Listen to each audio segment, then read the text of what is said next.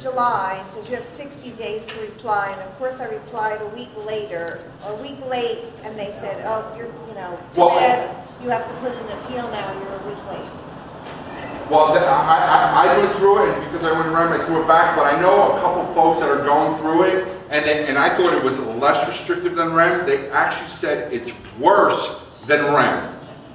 They actually say the restriction, I don't know if it's physical power, but I don't know, and I don't want to comment, that's what I've heard, so, and I'm not in the program, so I can't tell you about it. Yes? I can just tell you, to answer your question, if you get REM, and you have ICC, duplication of benefits is with the HMGP grant. That's why they threw in the gap fund initiative.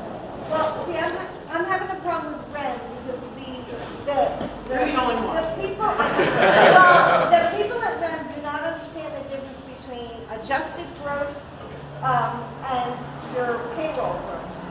So, and I kept saying to them, well, I'm showing them numbers and they're like, the numbers don't match up. And I'm like, this is what adjusted gross is. And she's like, I don't understand. And I said, well, what's your background? And she says, oh, I was a biology major and I can't find a job, so this is what I'm doing. And I said, well, can I speak to your supervisor? Well, no, you're not allowed to. I can only talk to her. And they literally did not understand that. And they go, well, we're going to have to send your papers to Drake because we don't understand what adjusted gross income is. And I'm like, so to me, I just, after 3 hours of trying to explain finance to a biology person, I'm like, it might be easier just to go the other route and just skip it. Just keep, whenever you email them, make sure you copy your senators, your congressmen, everybody in the state. Everybody's seeing these. Well, she literally said to me, I don't understand why you work 2 jobs and why your husband works so much overtime. All right, we're going to go to next, let's go to the next question, we'll take it on the side. Yes, sir. Not so much a question, but a comment. I wasn't personally affected by Sandy, but a friend of mine lived in the apartment behind my garage for almost 2 years, Right. While we were working on her house. And what I want to say to the people here is that you have to hold your local government responsible for things that go on. Because what goes on down in Manahawkin, and my friend was tearing her hair out, going down to Manahawkin and trying to work with the people down there that were responsible. The Ocean County freeholders were responsible for getting that set up properly, and they screwed it up royally, okay? And in my town, Lacey Township, the mayor gets up on the dais and makes a statement, everything is back to normal in Lacey Township. Now, how many people are still out of their homes? Now, how many people are living in other counties and with relatives and all over the place? Whether you disagree with this gentleman's statement, you better vote or you get what you deserve. I'm sorry, okay? We gotta help ourselves. You gotta help yourself. Thank you. Is anybody aware that in Tom's River, I just became aware of this myself, that there has not been one case where actually a suit has gone to jury For what? The or flood? any type of suing for jury? I don't know if I know a couple folks that are actually suing REM right now. So, but it hasn't come to fruition. Here's the problem, and we'll bring this over to our elected officials, is she's suing. By the time it gets to court, REM's going to be broke. So they have to sue. They have to get another lawsuit to say, take that money aside. If we lose, give it to the next person, but give it to her if she wins. So there are people that are suing REM. It's unfortunate. Not only suing them, but suing their insurance companies. And No, the lawsuits are, there's a lot going through. there's a lot going through, but not one has gone to a jury. Not yet. They're going to come. Let me tell you what's happening on it. What's happening is there's settlements that are being made for far less than what you would get if you go to court.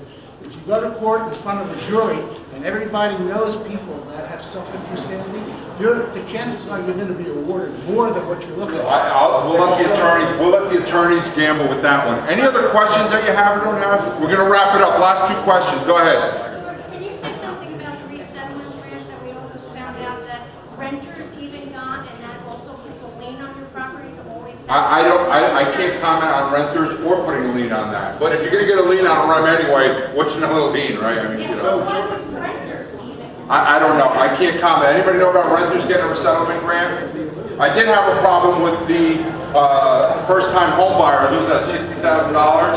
Out of FEMA rebuilding money, they took $60,000.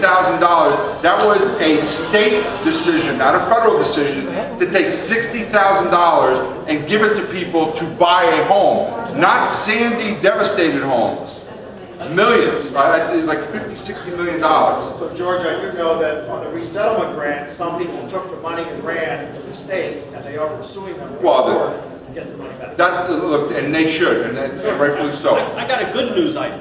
So this goes, the gentleman asked before. RBS, it's a large bank, right? I have a home equity line of credit with them, and I was forced to pay the maximum $250,000, even though I only owed them a quarter of that. And every year, somebody sued them. Yes. And they won the class action suit. They have to pay back those premiums to all the people, the difference, the bank does.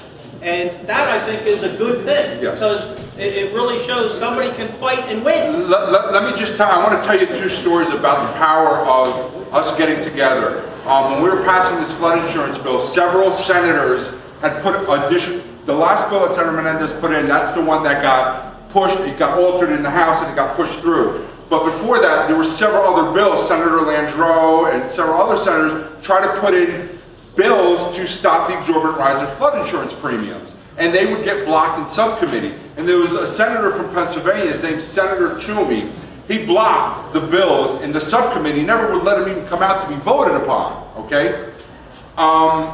So when Senator Menendez's bill came out, I happened to go to Pennsylvania twice. You know why?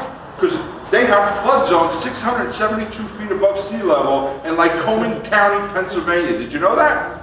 And houses that are worth $70,000, land and house, $70,000, have $12,000 and $15,000 flood bills. You couldn't fill the room double the size, packed with people. I had a StopFemaNow thing there, okay? And there were people there. You know why I went out there twice? Because of Senator Toomey. Not only when the bill came, initially he voted against, he tried to block in subcommittee, let it come out of subcommittee, okay? We have over 30,000 members back then. We had them on Twitter. Please, get on Twitter, get on Facebook, and if we asked you to do something, please do it, okay? Senator Toomey blocked the bill, it came up for vote again, let it get out of subcommittee, voted against it, it came up again, abstained, and then voted for the bill. We tweeted him over 10,000 times in a week. His fax machine, I hear from all the pages in DC, they were running to go get more paper because his fax machine was emptying out, okay? His email, his fax, you couldn't pick up his phone in his PA offices or his DC offices. That's how you get things done. This guy is a fiscal conservative and all about this flood insurance stuff, it's subsidized and all this other stuff, which is a fallacy. He ended up voting for it. That's how we get things done in Pennsylvania from not only Tom's River, but from across the country. So please, please be vocal. When we ask you to do something, get on Twitter. It is very effective. Walt Kane, everybody know Walt Kane from NJ12? Yes, we're tweeting back and forth with a bunch of group members. Would you like to have told him your story about that? It was about that issue that you told. It was about somebody overpaying, and he's fighting for somebody to get their flood insurance.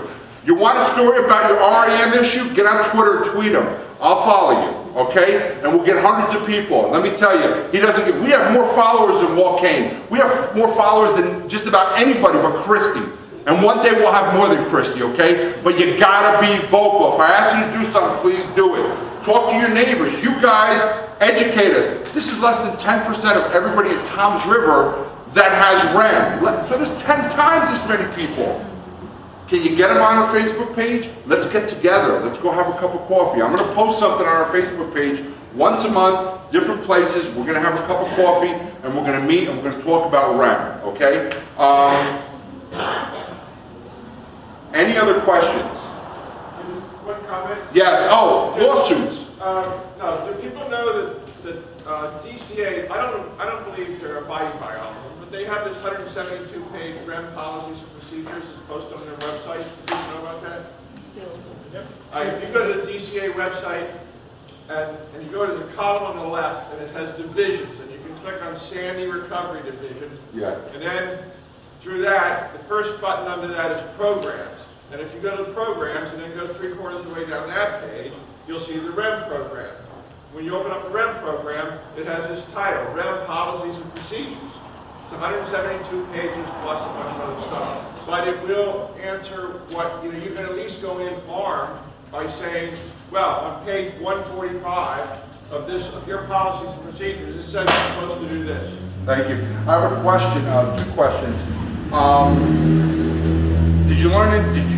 You're knee deep in this. You get paid to do this. You're knee deep in this. You're smarter. You're an attorney. You have a group of attorneys in your group. Did you learn anything here today? Any new issues? Yeah, I got like pages of notes. Pages of notes. This is what he does for a living. He's an attorney with a group of attorneys, and he's learning new stuff here. Okay. Also, by the way, did Kevin have a boy or girl? Boy. Tell him congratulations, right? Thank you. I appreciate it. Francis. Thank you.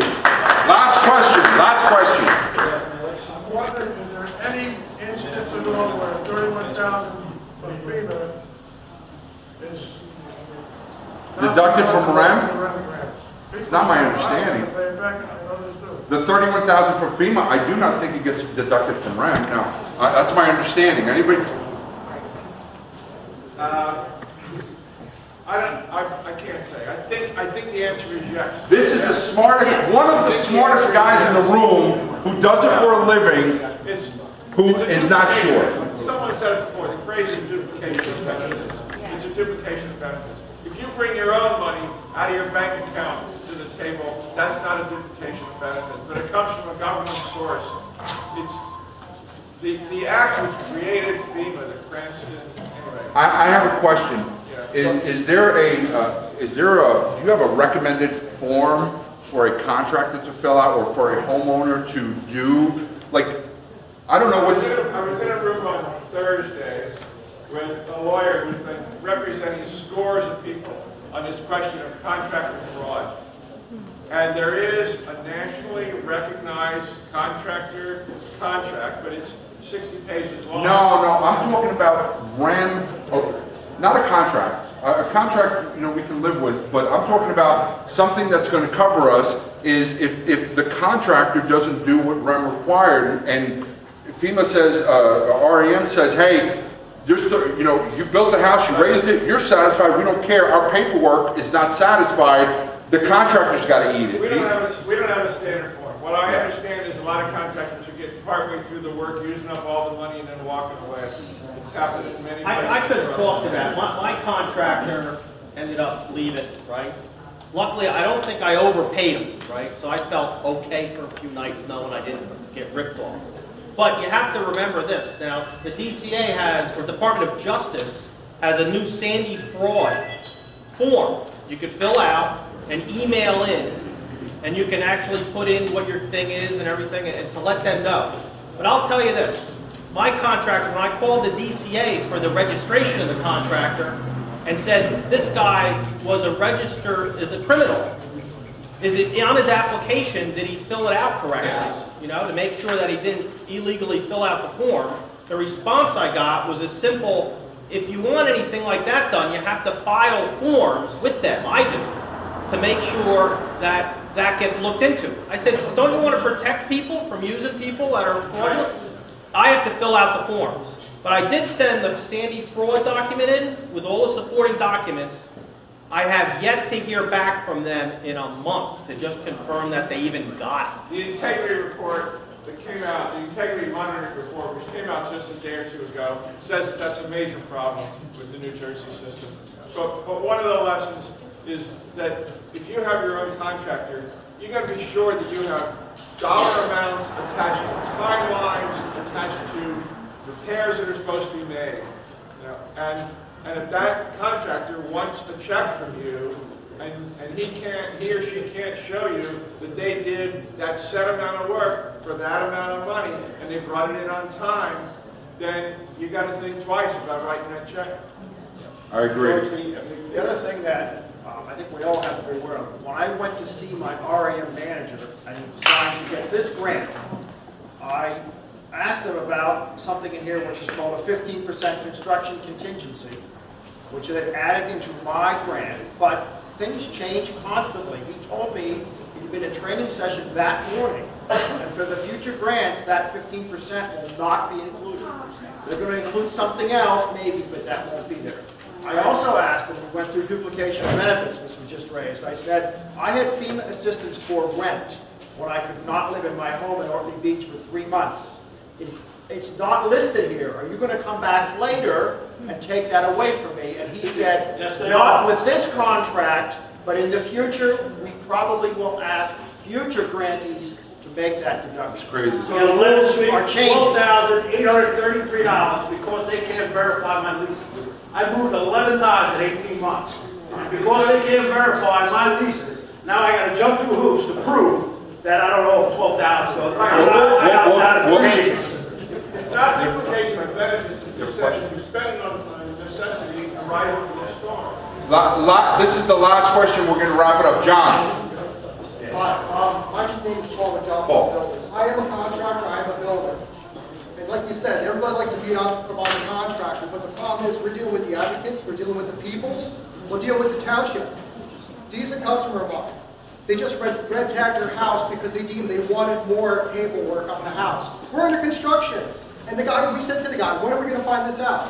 He goes, oh, that's my job today. I'm re-tagging a bunch of houses today. So you guys can beat up on the contractor, but if you got a good contractor, like it took me 4 months to get a demo permit for her. 4 months to knock down a house, are you kidding me? So it's like, we have to become your big brother, we got to fight with town hall. Sometimes we have to fight with you, not because we want to, but you're frustrated, so we become your venting point. Think about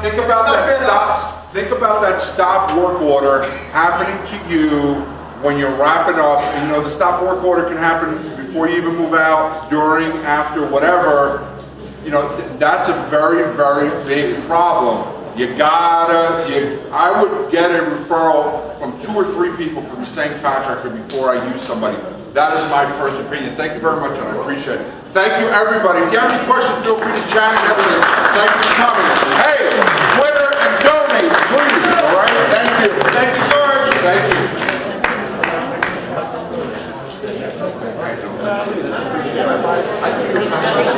you.